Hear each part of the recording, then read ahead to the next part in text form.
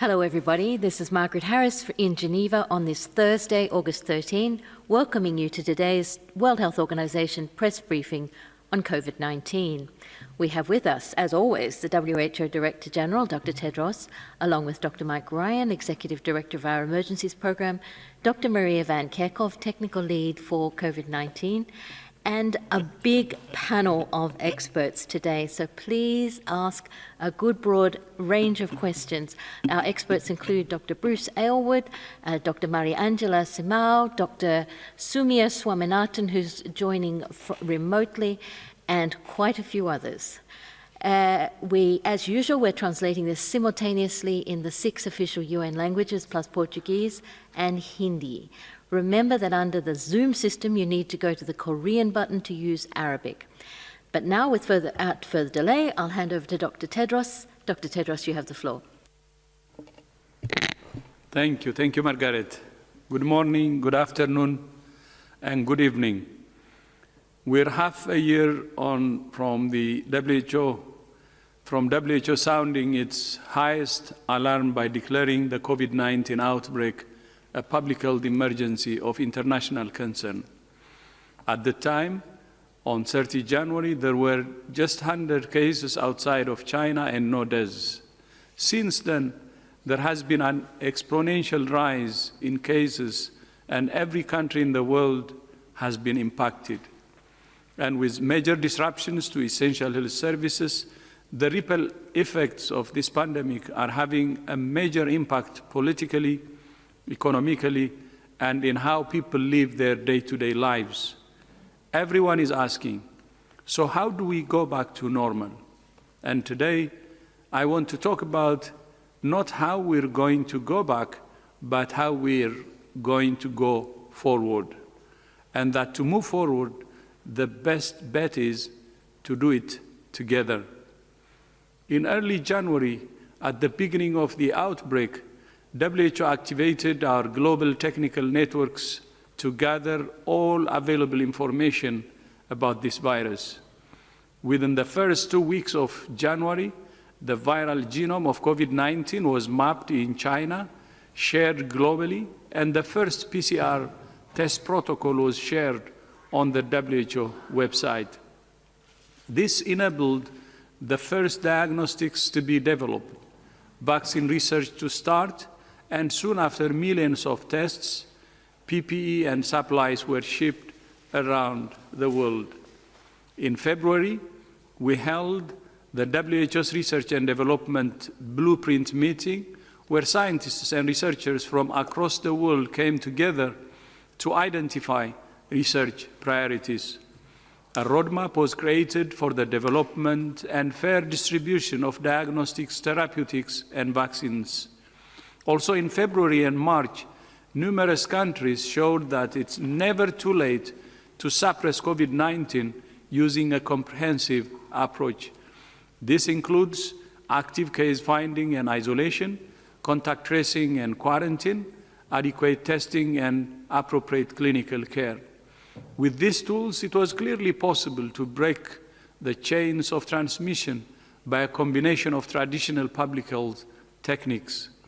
As the pandemic evolved, countries clearly needed to come together in an unprecedented way to develop new vaccines, diagnostics, and therapeutics, and to set the stage for ensuring that they reach all people everywhere.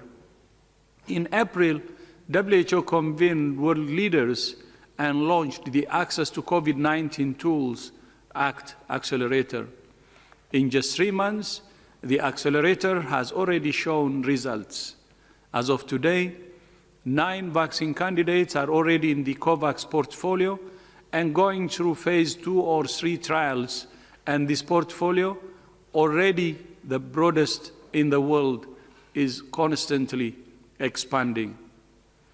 And through the COVAX Global Vaccines Facility, countries that represent nearly 70% of the global population have signed up or expressed an interest to be part of the new initiative. On therapeutics, the first proven therapy for severe COVID-19, Dexamethasone was announced in June with support from the Therapeutic Accelerator arm and is currently in scale-up. On diagnostics, more than 50 tests are currently in evaluation, and new evidence has been generated around rapid antigen detection tests that could be game-changing.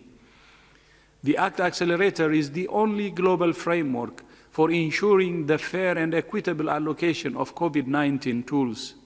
But it must be financed to be successful.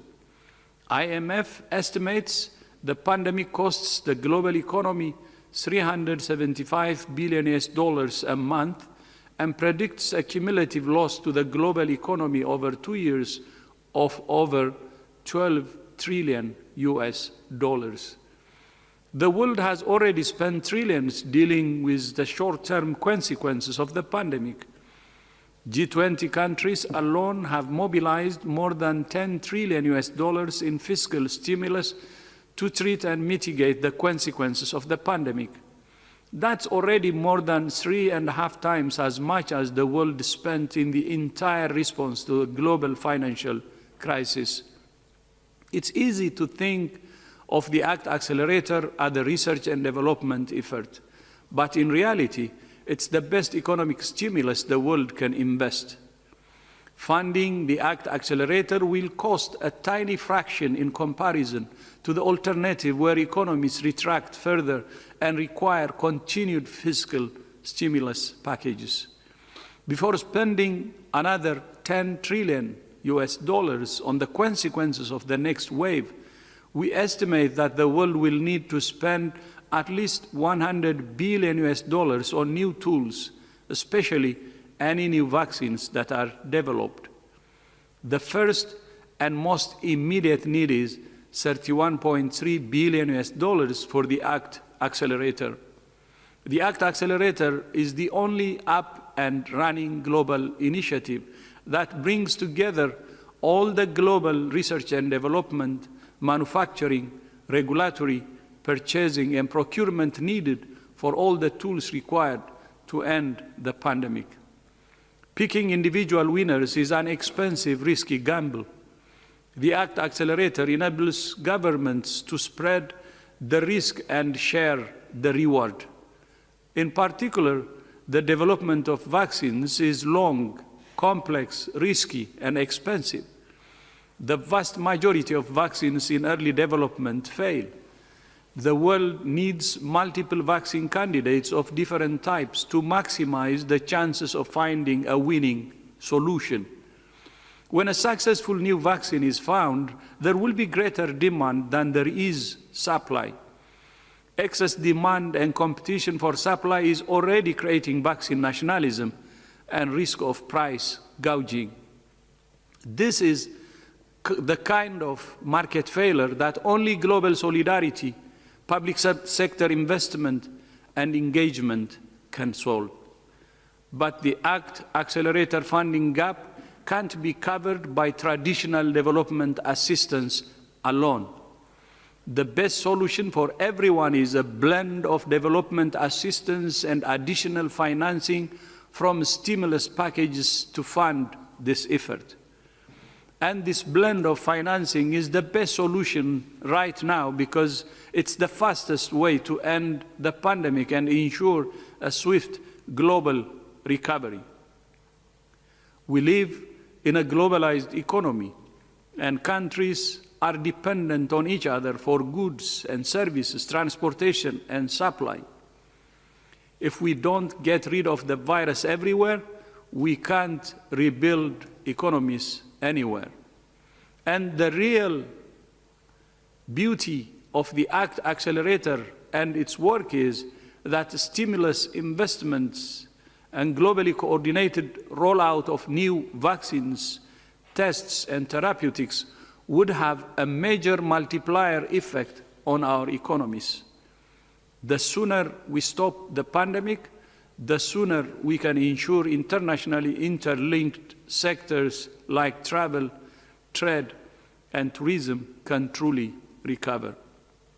There is hope. If we all deploy the tools currently at our disposal today And if we collectively invest in new tools through the ACT Accelerator, we have a route out of this pandemic. Together, together, together with solidarity. Over the past 2 years, working with the government of the Democratic Republic of the Congo, communities, health workers, and local and international partners, we collectively defeated one of the most difficult Ebola outbreaks the world has ever faced. However, at the time of COVID-19, the outbreak in Equator province is a worrying development. So far, there have been 86 Ebola cases across the province. The country, government, and partners face significant logistical challenges in being able to rapidly investigate and establish response capacities in extremely remote and difficult areas to access. The geographic spread of the outbreak is vast, with cases in some areas separated by more than 250 kilometers, and many areas are only accessible by helicopter or boat. Right now, WHO has approximately 100 staff on the ground working with the Ministry of Health, UN agencies, NGOs, and communities. We immediately released $2.5 million from the Contingency Fund for Emergencies and our Regional Emergency Response Fund to support the immediate response. To bring the outbreak under control and end it, WHO and partners require additional funding. We're currently working with surrounding provinces and neighboring countries to enhance preparedness as we did with the previous Ebola outbreak in Eastern DRC. As we know from past experience, this is not just a matter for a country's health security. It is a matter of global health security. Whether it's COVID-19, Ebola, or other high-impact epidemics, we must be prepared, we need to be on high alert, and we need to respond quickly. And our best chance to be successful is always do it together. I thank you. Thank you very much, Dr. Tedros. I'll now open the floor to questions from journalists. But before that, I'd like to remind you that if you want to ask a question, you must use the raise your hand icon, even if you've submitted the question beforehand. And I'll also apologize to you now to those who miss out. We've got a lot of people online, so please restrict your questions to one question. I know it's a really complex subject, but please try to just ask the one question. We've got a lot of very strong science and health journalists on the line, and we'll start with Helen Branswell from Stat News. Helen, could you unmute yourself and ask your question? Hi all. Thank you very much for taking my question. I've asked it before, and I'm going to ask it again. One of these times the answer might be different. Is there any evidence yet of, confirmed reinfection of cases of people who had earlier had infection and have had a second subsequent infection? Thank you. Hi, Helen. Thanks for the question. It's a timely one. I think this is on the minds of many individuals. There are some examples of countries that have suggested that an individual may have been reinfected. It's still not confirmed. What we need to be able to do is to look at a few things. One is the testing that's been done in an individual and how long that individual tests positive, because some people can have PCR positivity for many weeks, not just days, but many weeks. And it doesn't necessarily mean that they are infectious for that long. In fact, we know that they are not infectious for that long. There are some examples of individuals who have had, that have tested PCR positive, and then after several days, several weeks, have tested, after testing negative, have tested positive again. We've had some examples in Korea, and that was not an example of reinfection. There's what we are trying to do in the instances where there may be an individual that tests positive again. We need to look at a few things. One is how the tests were collected, what samples were collected, the tests that were used, to see if there are any issues of false positivity or false negativity. And what we ideally would like is to look at sequencing if the virus can be isolated, if sequencing can be done, so we can look and see if somebody has been reinfected. The third thing that we're looking at is the immune response that an individual has after infection. You've heard us talk about this quite a lot. There's a lot that we're still learning. We expect that individuals who are infected with the SARS-CoV-2 virus develop an immune response. We don't know for how long that immune response lasts. We don't know how strong it is or for how long it lasts, and that is something that is currently actively under development. And of course, somebody will have protection from reinfection while they have those antibodies. So it's a long-winded answer to say we don't know yet, but we are actively following up any examples where this may be suggested. Thanks very much, Dr. Van Kerkhove. The next question comes from Antonio Burto from the Spanish newswire EFE. Antonio, could you unmute yourself and ask your question? Hola, buenas tardes. Good afternoon. I wanted to ask about the Russian vaccine. The World Health Organization in recent days has reacted with a little caution to the announcement from President Putin. And I want to know if in recent days you've managed to have more information on the vaccine and if you think it will be reliable and if it can be extended to other countries, and if it's amongst the 9 vaccines that Dr. Tedros mentioned in his opening statement. Thank you.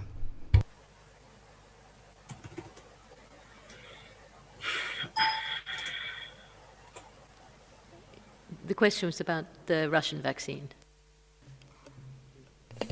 So thank you very much. This is Bruce Aylward, who's heading up the hub for the Actic Accelerator. As everyone on the call is aware, we have now dozens and dozens, indeed, well over 170 vaccine candidates that are under evaluation around the world at different stages. 26 of those have been in clinical trial, one of which, as people on this call will be aware, was the Russian vaccine. It was not one of the vaccines that are in the COVAX portfolio. I think there was a specific question about the 9 that are in the portfolio. It does not include that vaccine or those vaccines. And in terms, I think there was a specific question about whether or not we would see the WHO expanded use of that. We don't have sufficient information at this point to make a judgment on that, and we're currently in conversation with Russia to get additional information, understand the status of that product, the trials that have been undertaken, and then what the next steps might be.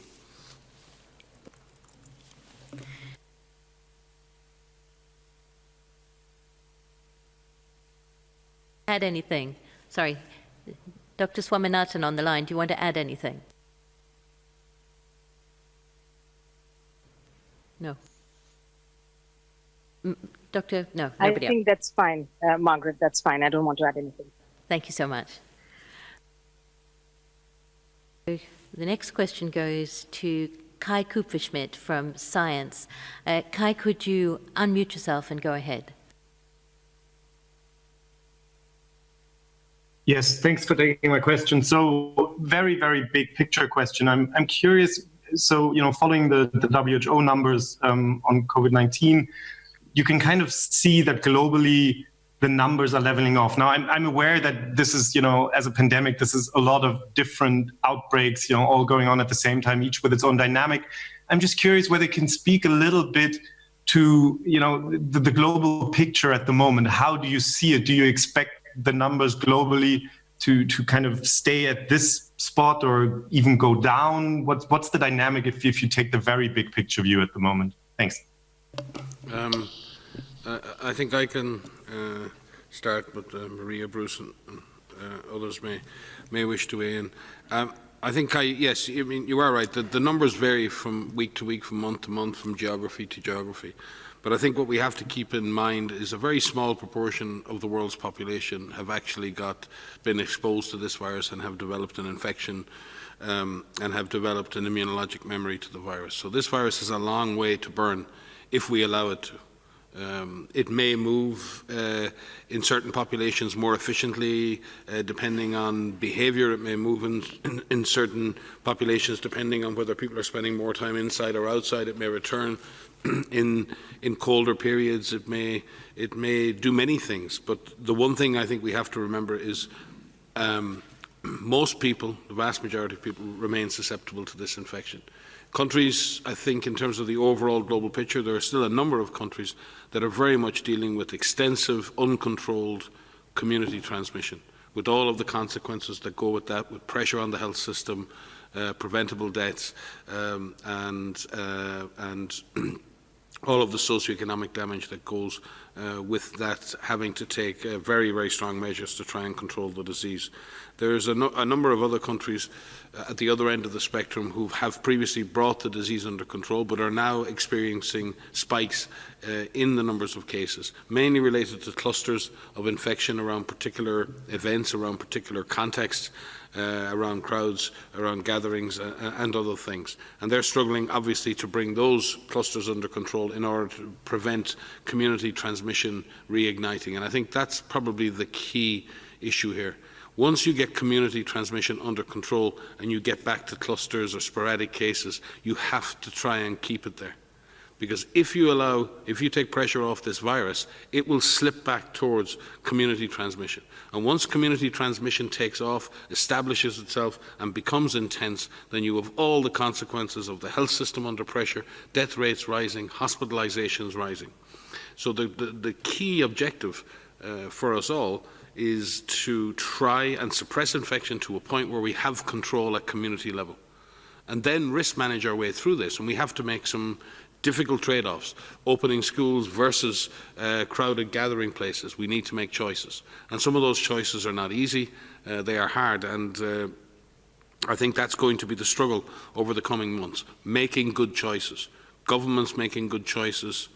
Communities making good choices, and individuals making good choices. And that requires good information. That requires good data. That requires knowledge and being able to act. The DG said it in the speech. He said we have the tools. We have a number of tools that we know that work. We need to continue to apply them. And we need to, as he has alluded to, and Bruce as well, we need to accelerate the development of vaccines, and we need to be able to pay for a massive expansion in our capacity to deliver vaccines to everyone that needs them. But I would characterise the global situation now. Yes, we've seen a plateauing of numbers, Kai, and I know you track that every day. But this is like the cascades of a waterfall. You can go down one level and you think you're in calm water, and you go over the next level and you're in a waterfall again. So I do think we need to be very, very careful. Calm waters do not mean the storm is over. We may just be in the eye of the storm and we don't know it. So I think absolute vigilance now. And those countries that have made progress, please retain that progress. You will lose that progress if you relent, if you become complacent. Those countries that are in community transmission, the DG keeps saying it, there is always time to turn it around. Some of the countries now that have the best numbers are countries that had terrible outbreaks only a few months ago. Look at Italy. Look what Italy has achieved in terms of its ability to control this disease. It is never too late to put this virus under pressure. So those countries that have made progress give us hope, but those countries who have made progress need to remain vigilant. If I could just add, I mean, we've said it many times, but the trajectory of this pandemic in every country is in our hands. It remains in our hands. And I think that we need to say that as much as we possibly can, because there is hope of countries that have been in terrible situations, as Mike has just said, that have turned it around. And the trajectory is in our hands, and it depends on the actions of countries. It depends on the actions of governments, of communities, of individuals.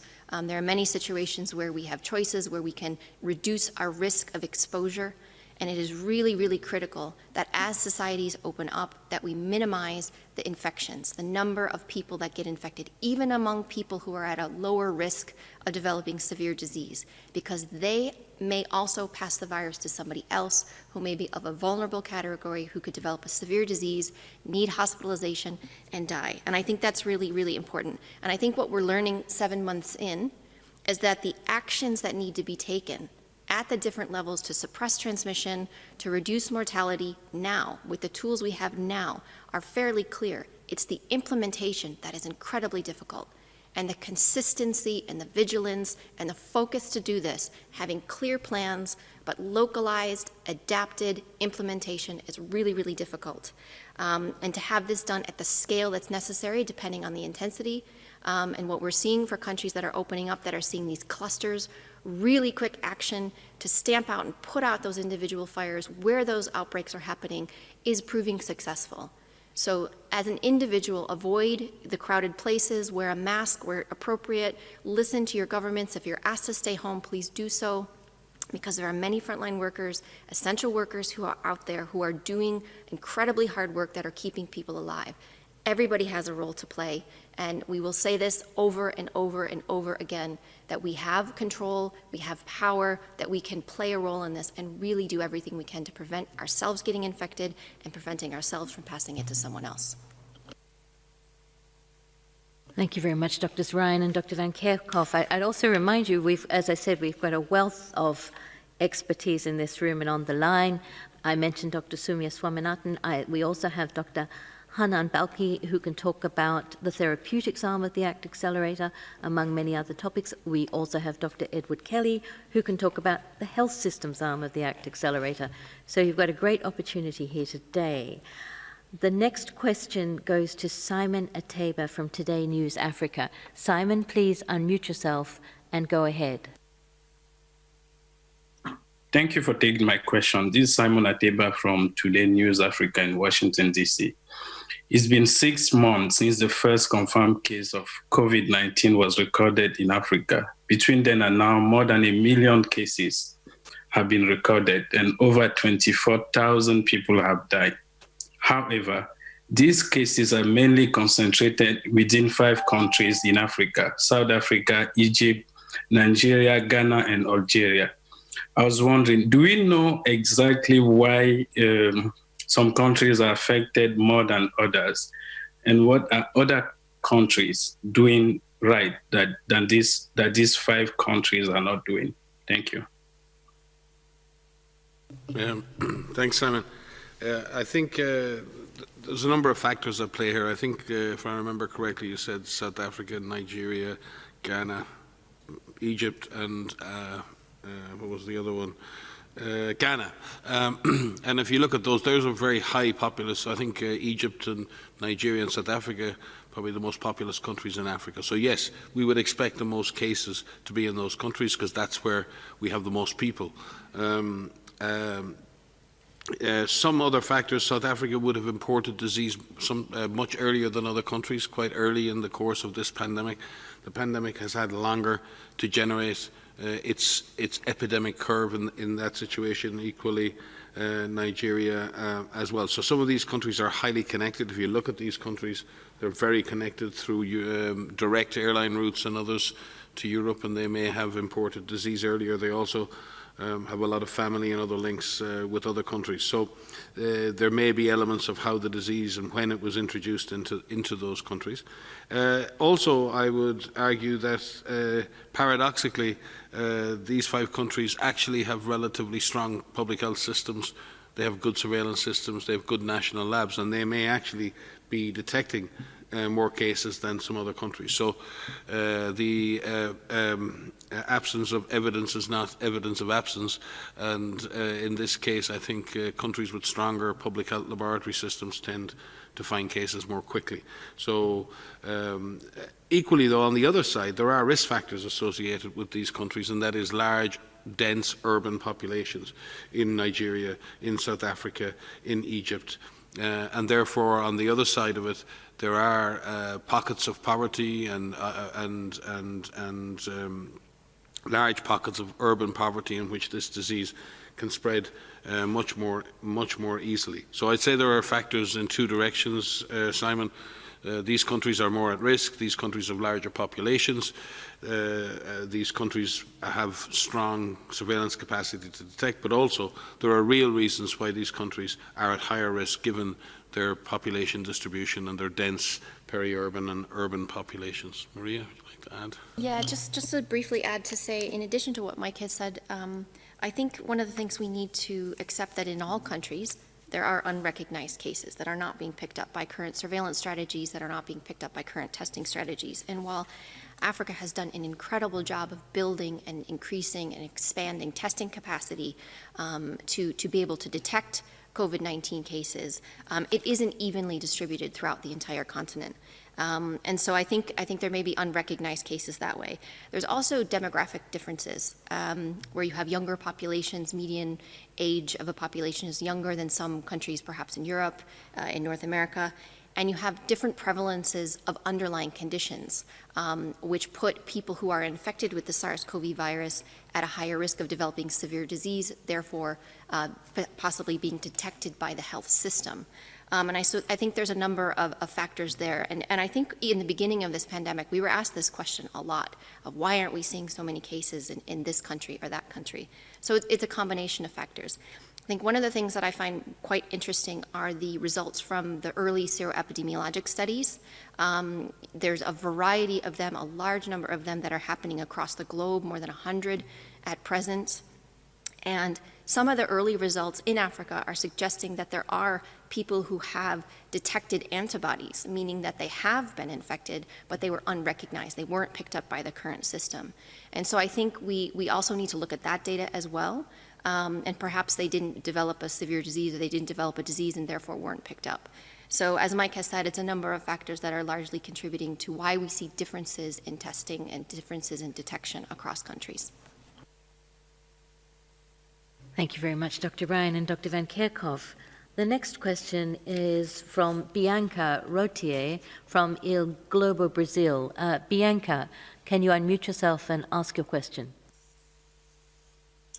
Thanks a lot, Margaret, for taking my question here. Yeah, Bianca, I'm correspondent in Switzerland for Globo News and Globo, the largest TV network in Brazil.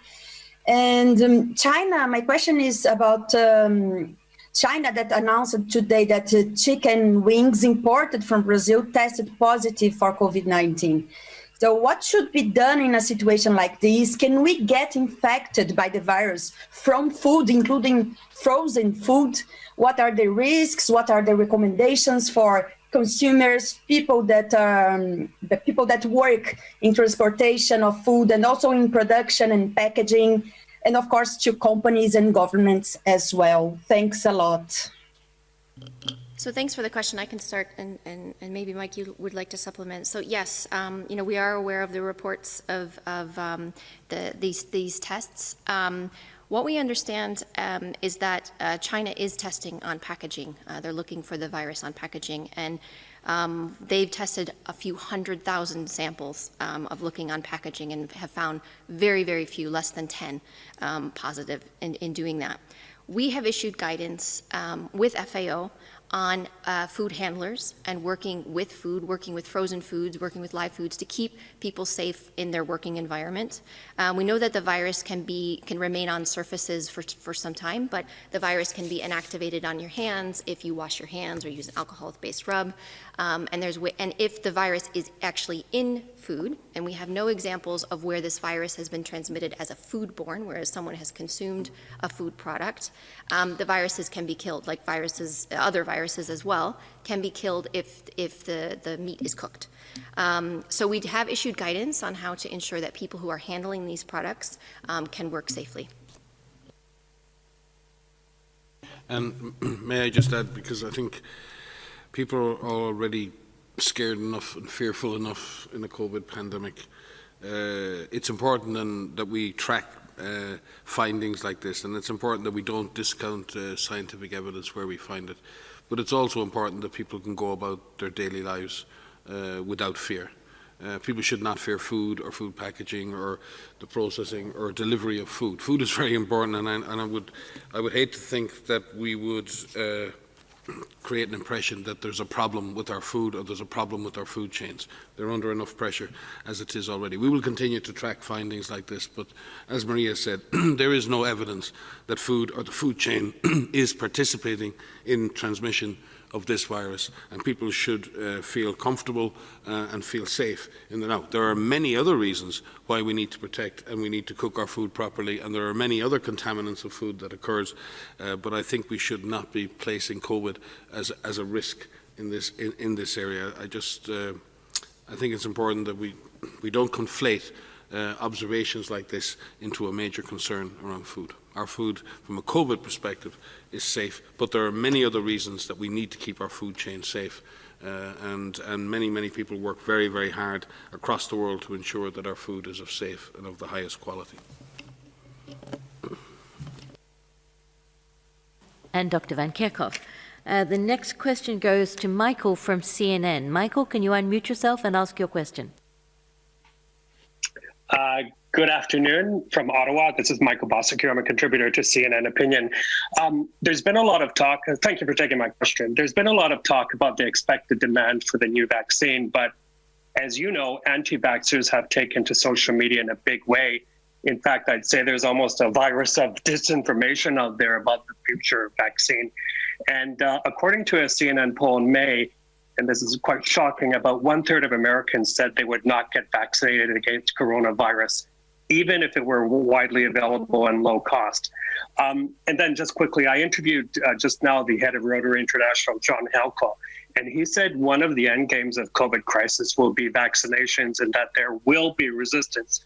However, there's a lot to learn from polio in terms of how to overcome the resistance. So my question is, what needs to be done? Have governments underestimated the degree of resistance, and is it too late to counter that effectively? Thank you.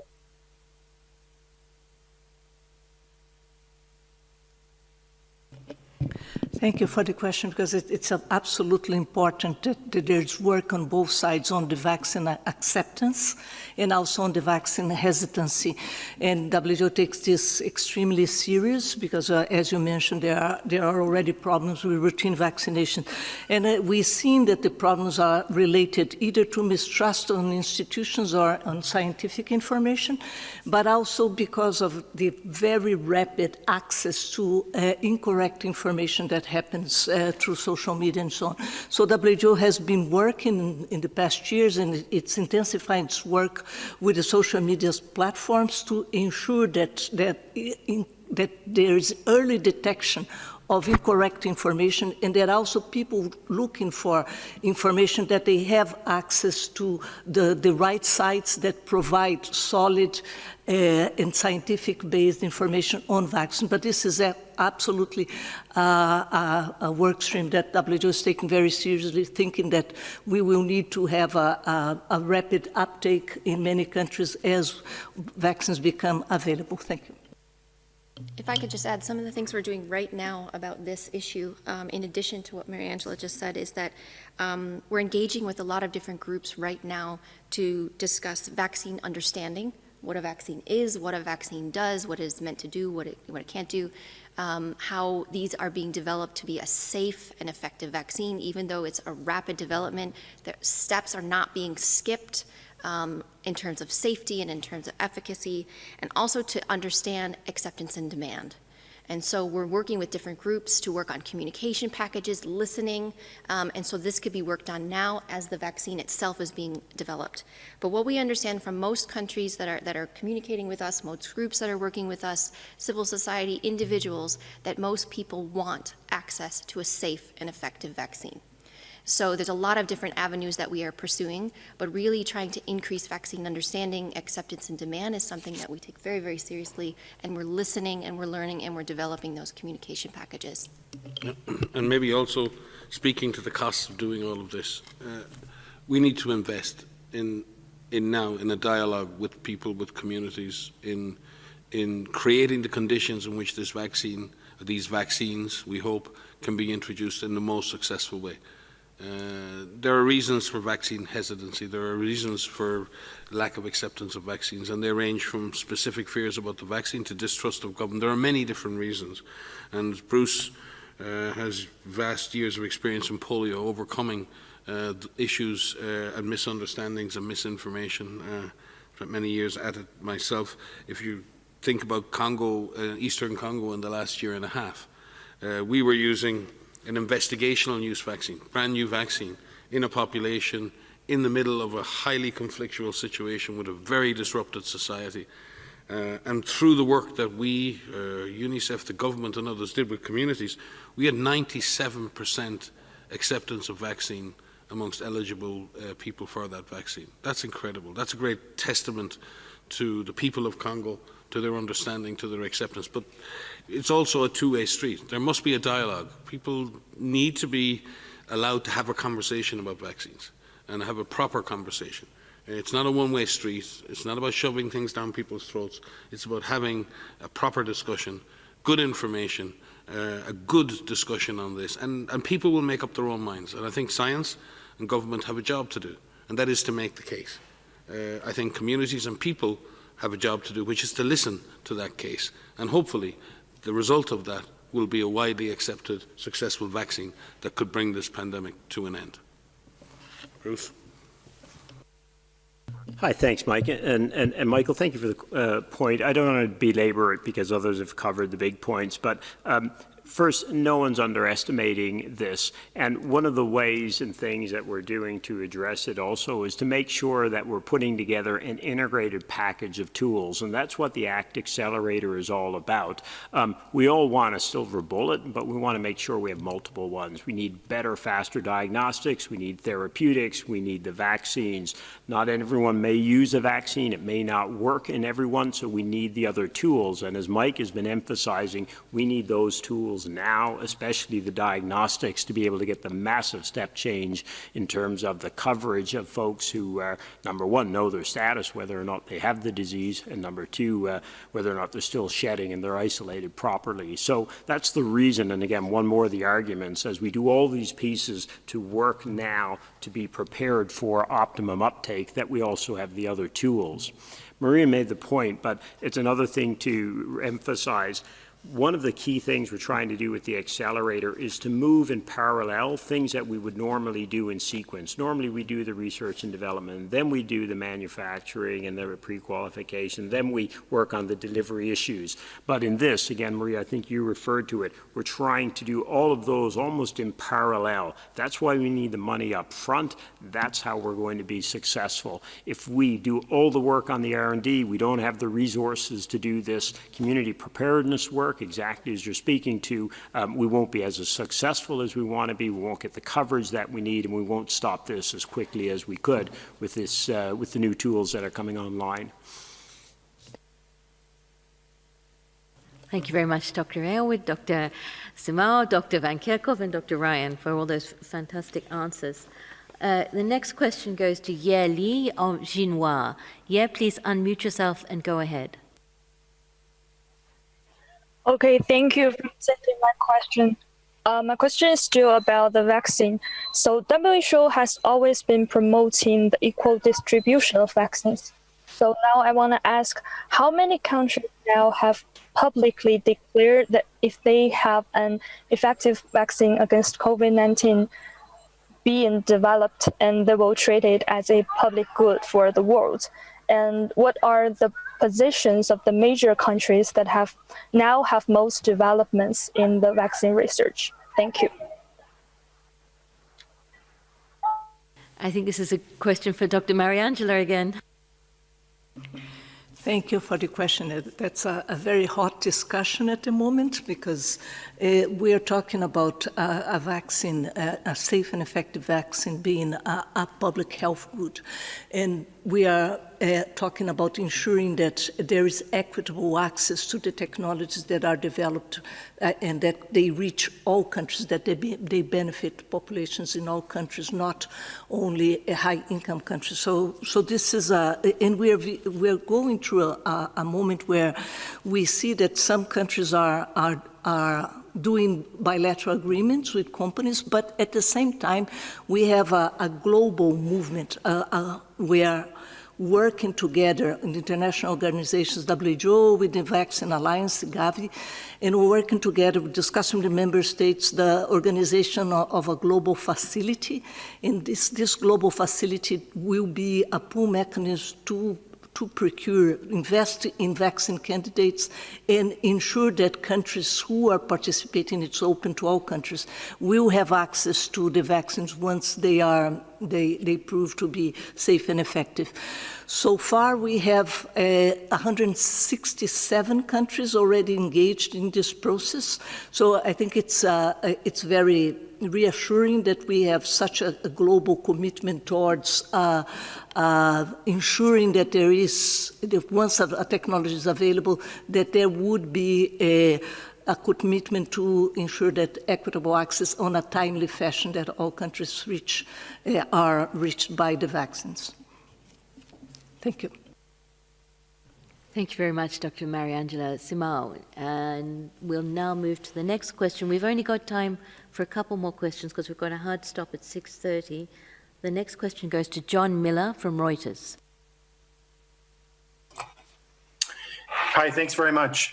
As we look around the world, we see a lot of unilateral deals between companies and countries for vaccines.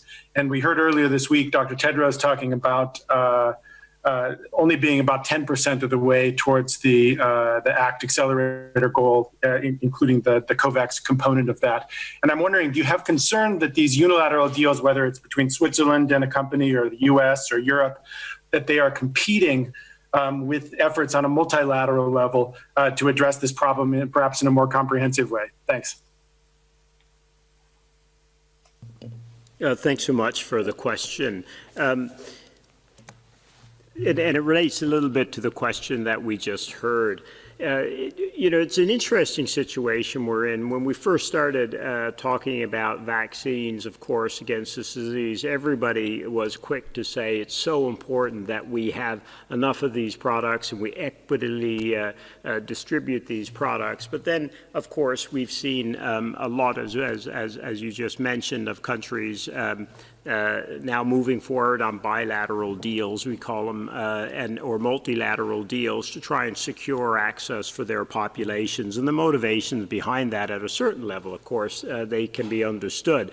What's interesting now, and it's a little bit the point that Mariangela just spoke to, is over the last couple of months, there's been an increasing recognition among countries that it is not enough to vaccinate their own populations, and they're also recognizing that they don't need to vaccinate their whole populations immediately to get the biggest bang potentially from these vaccines.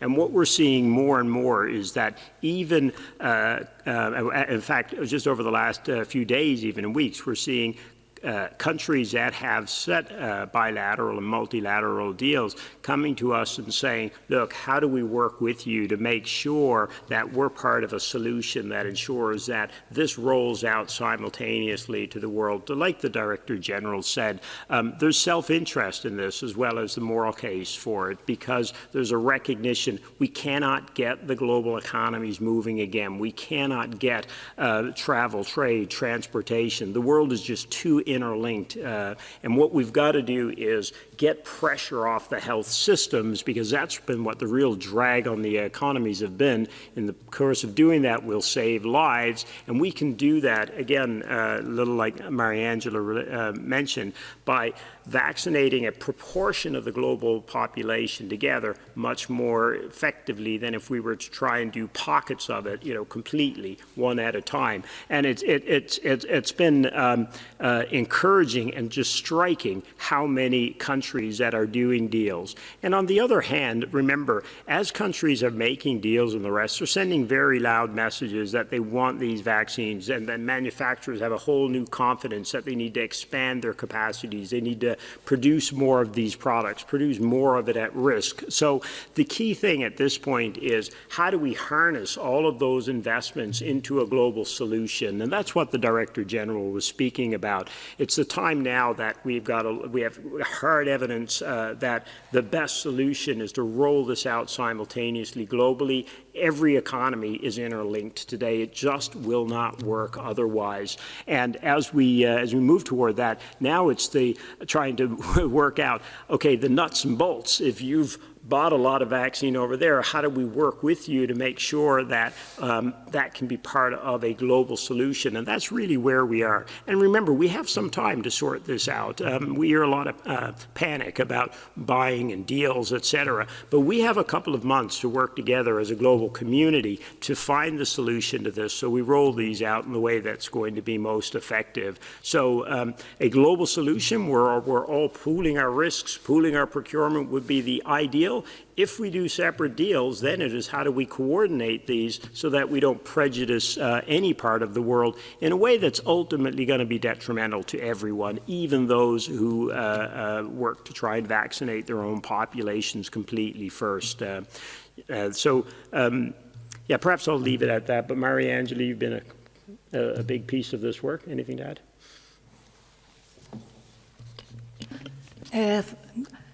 I think the fact that if you are betting in one or two candidates, we have around 200 vaccine candidates at the moment. So what's your best bet? We don't have any of the vaccine candidates has finished the clinical trials yet. So we don't know which one will be the front runner, which one will actually prove to be safe and effective. So we are encouraging countries to join a global facility because we will have access to more candidates, and you have a better chance to actually have concrete access, be able to procure one of the successful candidates. I think this is the main issue. Sorry, just going to come back on it for 1 second because, again, the Director General in his comments, he mentioned some numbers that are so staggering, right? $10 trillion in global stimulus financing, fiscal stimulus financing to deal with the consequences of this disease, not even the causes. And the kind of numbers that we're talking about to try and roll out a global solution are a fraction of that. So again, coming to the points that we were discussing earlier, countries are recognizing that. They're recognizing that if we don't get a global solution, there's going to be waves of global fiscal stimulus financing needed to try and get out of this crisis, similar to what happened with the global financial crisis. And that's a situation that nobody wants to be in. So I think all of these factors are coming together. I'm sorry, I can't remember the name who asked the question. I apologize. But it's a fantastic question. We have an opportunity. We have a window. And so now it's aligning all of these deals so that they roll out with the right timing. It's not who bought the vaccine almost, it's how they use that vaccine in a globally coordinated manner for a global solution to a global crisis. Thank you so much, Dr. Aylward and Dr. Shamal, for those fantastic answers. We're really running out of time, so last question we go to North Africa, to Morocco, and the question is from Uhassan Abdallah from Moroccan News. Uhassan, please unmute yourself and ask your question.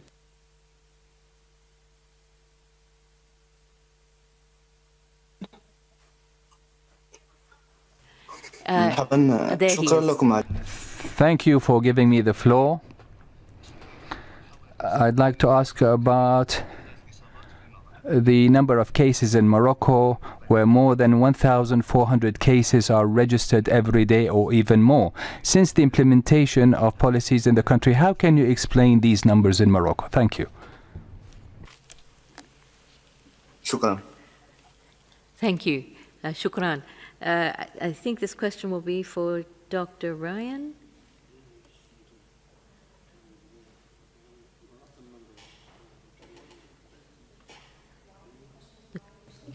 Yes, yeah. So your question was about the number of cases and what the country should be doing about it.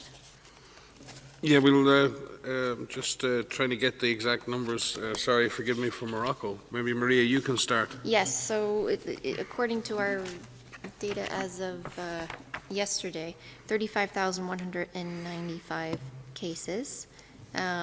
New cases in the last week, almost 8,000 cases in the last week. maybe to, and the number of deaths I think is 556.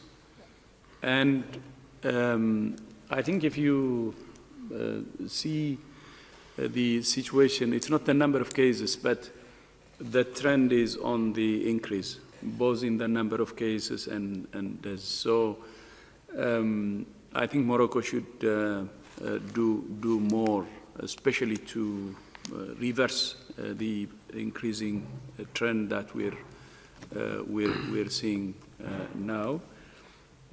Compared to many countries, actually, if you see the number of deaths, it's low, but with the increasing trend, it may, if it continues to increase, it may get serious. So our advice is, with the increasing trend, to be more aggressive in the interventions that they take, tailored to, of course, the COVID situation at subnational levels and below, and tailored action can be taken in areas where there is more contribution of cases, because we don't think that the situation is very even throughout the country. So they can focus where the concentration of cases is, and where especially the new cases are coming from. But the last August, the week of August 3, is the highest since the outbreak actually started in terms of number of cases, which is almost close to 7,000 in a week, which is the highest number of cases reported. And if we can supplement as well, while the numbers, for example, across the Eastern Mediterranean, North Africa, Middle East, numbers in places like Saudi Arabia, Pakistan, and others are falling, and in the Gulf countries, we've certainly seen rapid increases in Morocco, in Lebanon now, unfortunately, and that's a big concern in the aftermath of the explosion. There is the rising number of cases in Lebanon and the stress that the health system is under.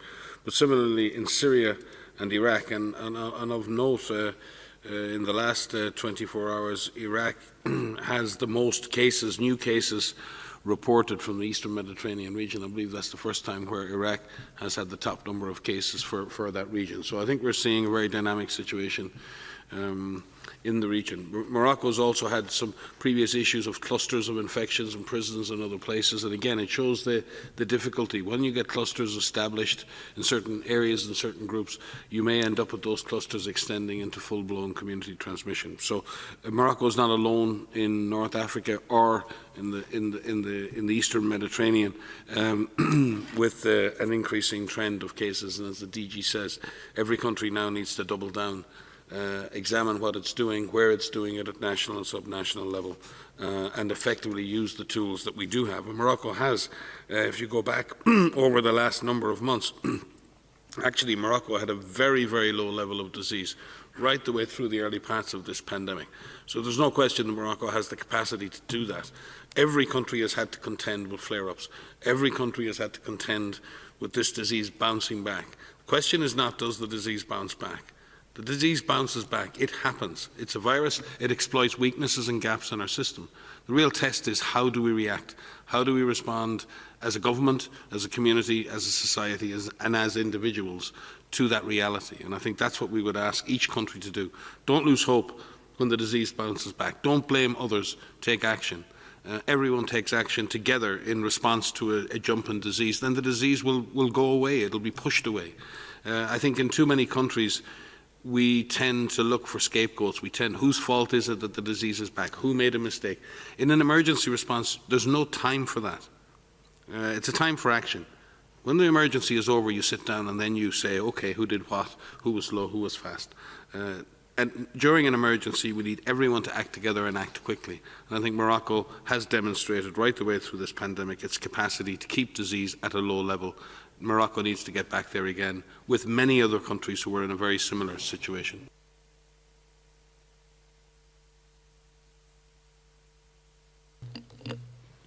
Thanks, Margaret. Just to Mike's point, this really comes back to what Kai asked earlier about this leveling of virus that we're seeing globally.